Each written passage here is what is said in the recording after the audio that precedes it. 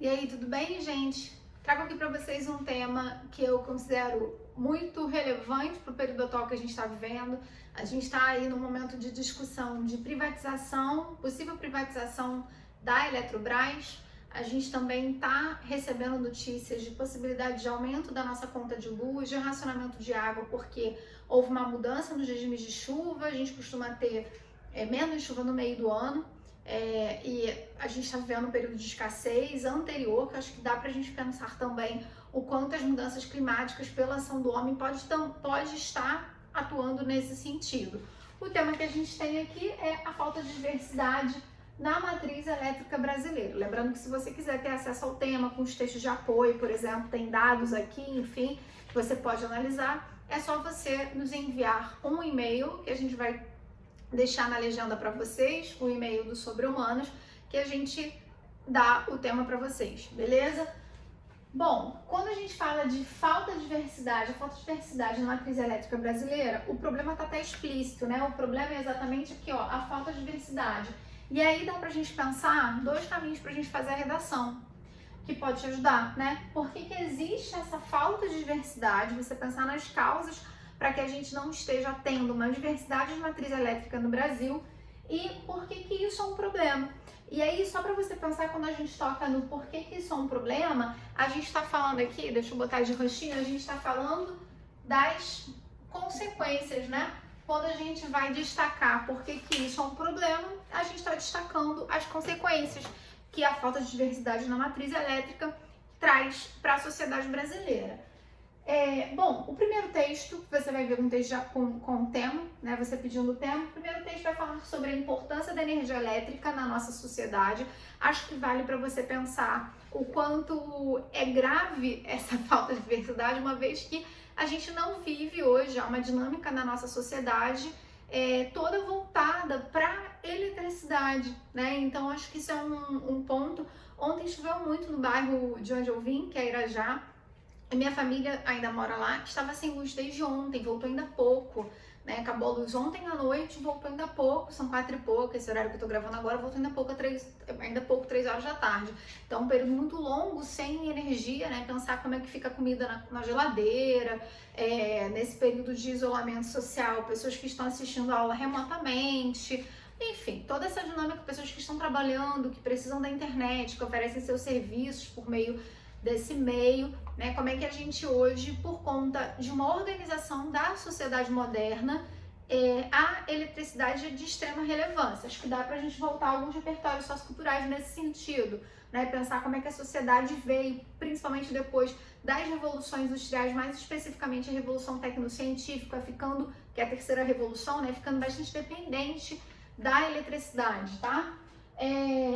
E o texto também vai dizer que a nossa maior parte, né, a maior parte da nossa geração de energia é por usina hidrelétrica. Ele vai até apontar que a gente tem essa produção renovável, né, é uma forma mais sustentável aí de se obter energia, traz uma comparação com o mundo, mas isso não quer dizer que estejamos tão bem na fita nesse sentido.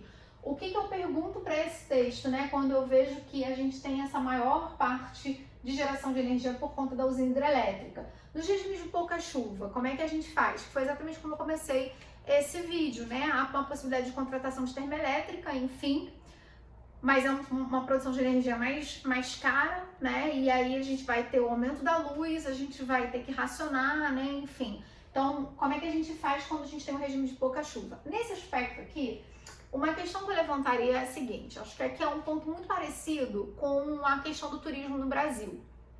Um tema, né? Depois eu posso discutir esse tema com vocês. A sensação que eu tenho, a impressão que eu tenho, eu trabalharei isso dentro de uma hipótese argumentativa, é que no Brasil se tem muito a ideia de o Brasil é ótimo, é bonito por natureza, abençoado por Deus, Deus é brasileiro, e lá no Minha Terra tem o Palmeiras onde canta sabiá, nessa primeira fase aí do romantismo, o Brasil, a paisagem brasileira, a natureza brasileira construída dentro de uma personificação de uma heroína, dentro da nossa dinâmica de construção de mito de nação, essa cultura que a gente traz me parece ser uma das razões pelas quais os governos brasileiros atuam pouco em determinados setores. Por exemplo, fazendo um paralelo com o turismo que eu comecei daí. Não, o Brasil já é muito bonito, não preciso fazer nada, não preciso investir nada. A própria natureza dá. Aqui tudo se planta, se dá, né? A própria natureza já oferta pra gente. Ah, não, o Brasil tem, então, aí uma possibilidade de hidrelétrica por conta da quantidade de água, enfim, pela sua realidade geográfica. Então, a gente não vai investir muito em outras matrizes elétricas, porque a gente vai aproveitar aquilo que a natureza já nos oferece, entende o que eu quero dizer? Então, o que desemboca nessa segunda ideia, né? Por que razão não investimos em outras formas? Acho que dá para trabalhar nessa perspectiva, né, de uma ideia de exploração total da natureza que a gente já tem, junto a uma lógica de pouco investimento, de um investimento mais abaixo, né, do que o necessário, porque já vai ter essa lógica predatória em relação à matéria natural que a gente já obtém. Acho que entra aí, daria para você discutir que uma diversidade de matrizes elétricas está relacionada à possibilidade de pesquisas, né? Por exemplo, vou melhorar essa minha frase, né? Você vai conseguir ter mais opções de produção de energia se há um investimento em pesquisa. Então, no Brasil, a gente vai na contramão da lógica de um país desenvolvido, né? Na contramão do mundo, inclusive, porque um país que está em crise, muitas vezes, ele vai investir mais em pesquisa para poder ampliar, inclusive, o seu próprio conhecimento tecnológico, o seu próprio legado, as suas patentes, enfim, para reduzir a dependência do mercado externo. O Brasil, nos últimos anos, vem descendo drasticamente os investimentos em pesquisa. Não à toa a gente vem discutindo aí um apagão nas pesquisas, uma impossibilidade das universidades continuarem suas atividades. Então, a gente sai, né, de 2015, 2014 para um investimento na casa do bilhão, era 4,5 mais ou menos. Vocês acham esses gráficos facilmente, vocês podem usar como repertório, se vocês optarem em colocar como causa dessa falta de diversidade, o não investimento em pesquisa para que a gente tenha essa diversidade de matriz elétrica. A gente sai da casa do bilhão, vai em 2016, 2017, de 4 bilhões para 1 bilhão, e hoje a gente está na casa do 1 milhão em investimento em pesquisa. Então, isso é uma questão séria que perpassa essa discussão. O texto 2 vai dizer que a gente tem desafios diante dessa não diversidade de matriz elétrica e vai falar sobre as consequências. Tem um ponto que ele vai trazer, né, o texto fala assim, né, os desafios e os problemas do setor elétrico brasileiro. Apresentando o panorama dos setores energético e elétrico nacional, Altino Ventura criticou a privatização da Eletrobras e apontou os desafios que o Brasil enfrentará nos próximos anos. Então, essa pessoa aqui, né, que foi escolhida para falar num evento que está sendo colocado aqui no texto, eu não queria ler o texto todo, mas enfim, ele vai dizer assim: o setor energético brasileiro está passando por um momento muito difícil. É preciso analisar e debater a questão. Então, quando ele diz nem coloquei aqui para vocês, mas se ele diz que é preciso analisar e debater a questão, há uma informação pressuposta a essa frase, porque se eu falo é preciso analisar e debater essa questão, é porque essa questão não está sendo nem analisada nem debatida. A gente caminha aí para uma possibilidade de privatização da Eletrobras sem ter debatido com a sociedade essa questão da privatização, né? Por que se privatiza, quais são as consequências de uma privatização, quais são os lucros que a empresa está tendo, por que o governo diz que não tem lucro e isso legitimaria a privatização, enfim. A gente não discute essa questão no Brasil, então isso é uma causa também para a gente trabalhar nessa redação, né? Essa falta de diversidade também tem a ver com certo desconhecimento da própria população, que desconhecendo acaba não tendo condições de fazer exigências para os seus governos para que haja uma mudança. Enfim, a afirmação feita pelo engenheiro Altino Ventura durante a palestra do setor energético brasileiro, ministrado no dia 17 na PUC-Rio, mostra o imbróglio em que se encontra o setor elétrico nacional e evidencia uma necessidade de novas políticas. Quando ele diz que tem uma necessidade de novas políticas, a gente pode pensar aí, então, se tem uma necessidade de novas políticas, o Brasil mantém velhas políticas no setor energético, no setor elétrico. Então, isso pode ser uma das causas, né? Ele se mantém atrasado ou ele se mantém estático diante desse setor que a gente tem. O que eu coloquei como repertório sociocultural aqui, meu RS, é para vocês pensarem, por exemplo, a gente viveu este ano apagão no Amapá. E aí, vale vocês pesquisarem, né, a razão do apagão, e quem foi resolver foi a Eletrobras. Então, pensar nessa relação aí de repertório sociocultural. Inclusive, até para pensar como é que eles ficaram muitas horas, né? Acho que foram 3 dias de apagão, se eu não estou enganada. Algo que é inimaginável para o sudeste do país, né? Como é que o norte também é invisibilizado nessa questão. Essa invisibilização tem bastante a ver com o texto 3 e 4. Ele vai falar nesse mesmo texto, né? Esse engenheiro que foi entrevistado, em relação às consequências, porque como o nosso custo de produção de energia elétrica é alto, e isso é repassado para as casas ou para as indústrias, há um enfraquecimento das indústrias, elas perdem a competitividade, aí a gente está pensando na consequência desse problema. Por que perdem a competitividade? Porque se o custo para a produção, custo de energia para a produção é alto, esse valor é repassado para o produto final. Então, o produto final vai ficar também alto para o consumidor, que vai preferir muitas vezes comprar de outro país, porque vai sair mais em conta. Então, uma perda da competitividade. Outra coisa que ele aponta é que o próprio consumidor poderia comprar mais produtos elétricos, não compra por conta do gasto de luz, né? Então, como é que essa tarifa alta de luz tem um problema bem direto em relação à nossa economia, o aquecimento do mercado, a competitividade das indústrias, são as consequências que a gente tem. Ele vai falar ao final do texto outro ponto que também eu considero muito importante, que é a lógica de produção de energia elétrica no Brasil. Ele vai dizer que precisa respeitar as particularidades de cada região. Então, de novo, né? Se precisa respeitar as particularidades de cada região, é porque não está respeitando. No Brasil, então, não se respeita as particularidades de cada região, até para pensar em potenciais maneiras de se produzir energia elétrica, que não só a hidrelétrica, né? Se a gente for aproveitar regiões em que você tem mais vento, você aproveitar energia eólica, fico pensando no Brasil, no lugar em que ele está no mundo, né, com a possibilidade de raios solares, como é que a gente poderia trabalhar melhor a questão da energia solar aqui no Brasil, né? E vocês vão dizer assim, mas é muito caro por quê? A gente está com uma dependência tecnológica do mercado externo, por exemplo, né? Não há algum tipo de movimentação do governo, né, de política governamental para que haja um aumento desse setor de energia solar. São pontos para vocês pensarem para fazer essa redação. E os textos 3 e 4, eles vão trazer especificamente, vou ler o título para vocês, o rastro de destruição de Belo Monte, que foi a usina construída há alguns anos. Ele vai dizer aqui, né?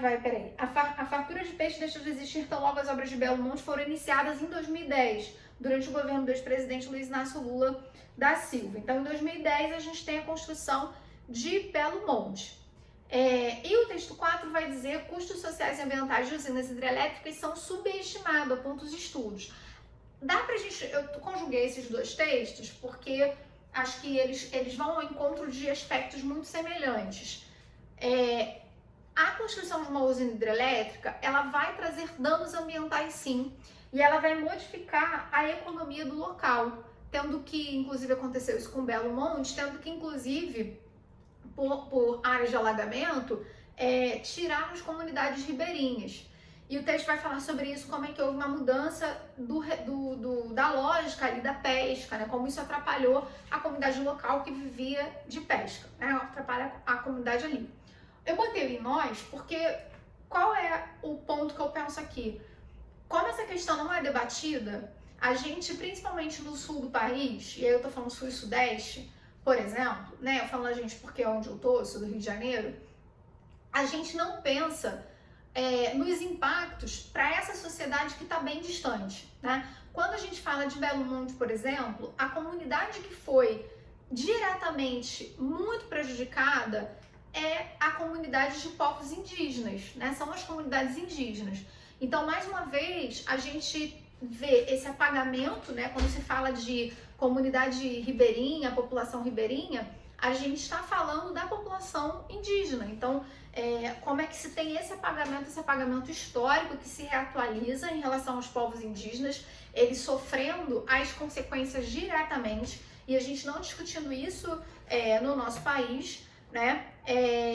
Esse é um ponto que eu acho que a gente não discute e que pra gente, a gente do Sul, fica se beneficiando da geração de energia, mas não pensa nesses povos do Norte.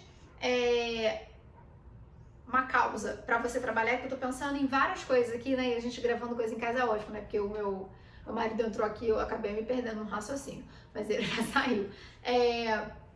Outro ponto que eu acho que vale pra gente pensar, ainda, né, partindo de Belo Monte, eu te sugiro pensar teve uma rebelião há uns 3 anos em Altamira. Como é que está relacionada a construção de Belo Monte a essa rebelião?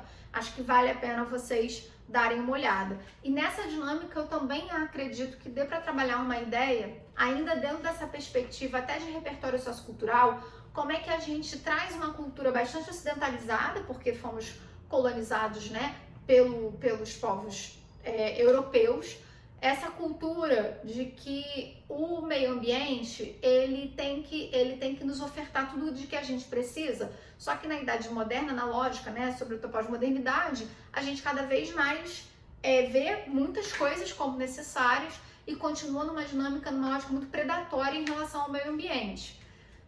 Ou seja, há uma despreocupação dentro da perspectiva ocidental com os recursos naturais, porque a gente os vê como objetos, né, como coisas. Então, a gente, sendo superiores a esses recursos naturais, pode estabelecer uma lógica predatória e usá-los até acabar, né?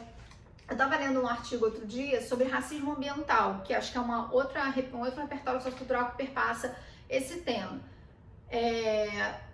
E aí, nesse artigo falava sobre o suicídio de alguns indígenas, porque a dinâmica para eles, a cosmovisão é outra, né? A natureza, ela não está separada do corpo deles, né? Ela não ele não extrai riqueza da natureza, né? A natureza, a ideia é que se tenha uma vida que seja em consonância, que seja harmônica, o seu corpo se estende, né? E o Krenak fala até melhor do que eu, óbvio, sobre isso, no seu livro Déspera ao Fim do Mundo, que ele vai dizer: a montanha é minha irmã, ela me diz quando vai chover, o rio é meu irmão, enfim.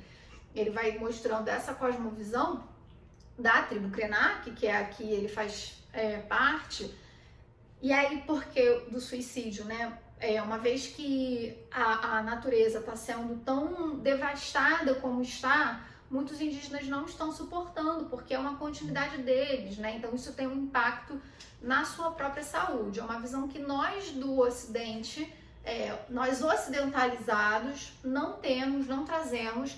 Eu acho até que, vou problematizar aqui no finalzinho do vídeo, a ideia da sustentabilidade eu também ainda vejo muito ligada a essa lógica predatória, né? Eu vou ser sustentável, que é para eu poder continuar usando desse meio ambiente durante mais gerações, né? Por mais tempo. A ideia é assim: calma, gente. Tipo, a gente ainda continua vendo o ambiente como uma moeda de troca, com uma lógica de lucro, enfim. Mas aí a gente pode debater isso em outros momentos. Eu também não sou a pessoa mais especialista em meio ambiente, só estou problematizando a nossa cosmovisão ocidental, uma lógica predatória, em que, inclusive, o nosso projeto de consumo elevado, né, de sociedade consumista, né, a sociedade do consumo, está bastante interligada a essa dinâmica de produção de energia elétrica. É isso, um teminha aí para vocês pensarem, para vocês também refletirem o que a gente está vivendo no país neste momento. E problematizarem, né, o custo de energia das empresas, das indústrias, né, dos grandes negócios, qual é o custo de energia de cada casa, como é que a gente consegue resolver minimamente essa questão. Até a próxima!